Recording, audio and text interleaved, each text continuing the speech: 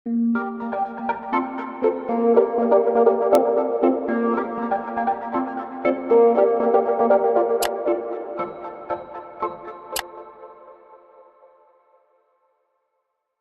mga ka-tortoise? Isang mapagpalang araw sa ating lahat. Napakaganda ng sikat ng araw ngayon.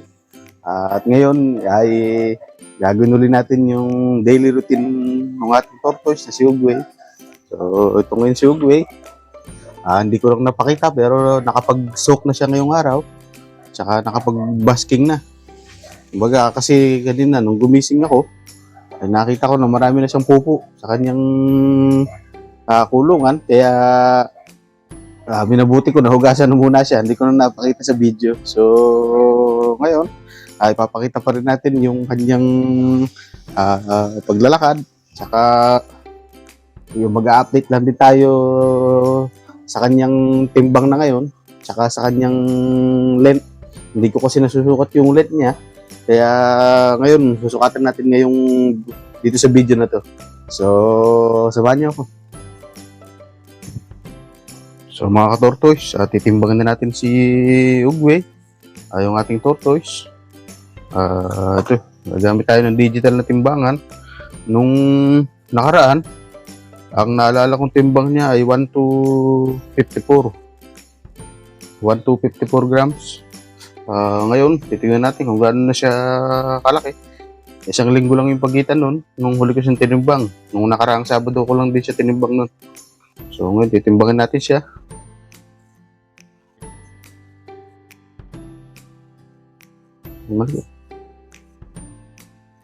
So ngayon, 1,328.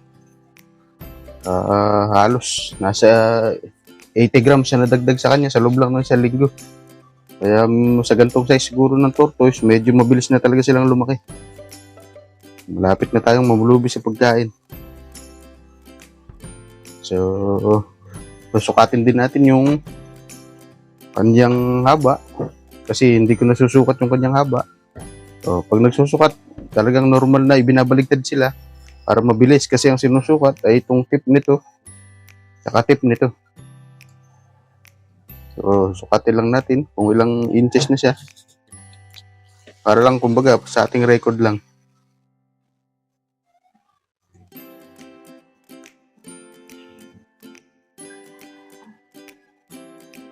So, ngayon ay halos mahigit 7 inches na pala siya.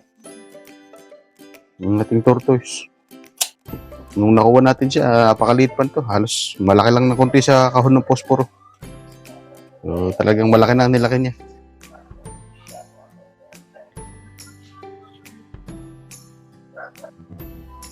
So, mga ka-tortoise, gusto ko lang ipakita to sa inyo. Ito yung nilalabas ng tortoise natin na urates kung tawagin. Yung mga puting yan. Maginawa sa pakaramdam nila yan kapag nakakapaglabas sila ng ganyan. So bukod doon sa kanilang pupo, kumbaga yan yung isa pa nilang nilalabas. Kaya maganda talaga na ang tortoise natin ay isinusok natin. Tapos nakabasking siya sa araw para kumbaga ma-relax siya. Mailabas niya yung mga ganito. Mga urates. So yun, gusto ko lang ipakita sa inyo. So mga tortoise, hugasan lang natin itong ilabas na urates ni Ugwe para kumbaga malinis na siya at makakain na. Kasi nakapagpupo na rin sa kanina, tapos nakapaglayabas na yung urates, kaya siguradong gutom na siya. So ito, nalagyan na natin ng tubig, hugasan na lang natin to para may pasok natin sa loob, makakain na siya. Tapos pagkakain niya ay alpasan muna natin sa loob ng bahay para makapaglakad-lakad at naghahanap kasi siya ng pwesto na kanyang tutulugan.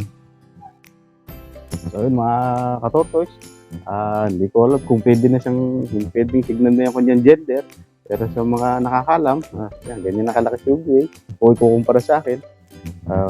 Sa mga nakakalam, kung pwede na siyang tignan kung anong gender niya, kung lalaki ba o babae.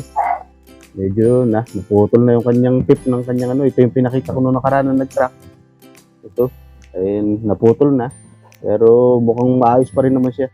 So, sa mga nakakalam dyan, sa mga expert, Makikitulungan na ako kung anong gender niya, kung kita na o hindi pa.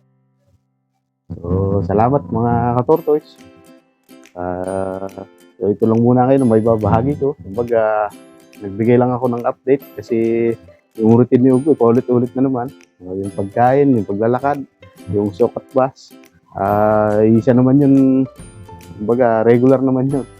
Kaya ang ina-update ko lang sa inyo ngayon ay yung tungkol lang sa kanyang paglaki, yung growth rate niya, yung kanyang yung size ng kanyang shell, saka yung kanyang bigat. So, gusto ko lang mapakita na mukhang maganda naman yung pag-aalaga natin kasi mukhang lumalaki naman siya ako. Base na rin doon sa kanyang haba at saka bigat. So, pagpapatuloy pa natin yung ating pagre-record para kumbaga ma-record natin yung kanyang growth rate kasi may mga tortoise talaga na mabilis lumaki. Meron din naman talaga napakabagal. At siguro parang nasa kategorya siya ng mga babagal lumaki. Pero okay lang yun. Kumbaga, basta masaya ang ating tortoise ay masaya na rin tayo doon. So, ilawang muna ngayong araw mga tortoise. Salamat sa inyong panonood. Please like and subscribe.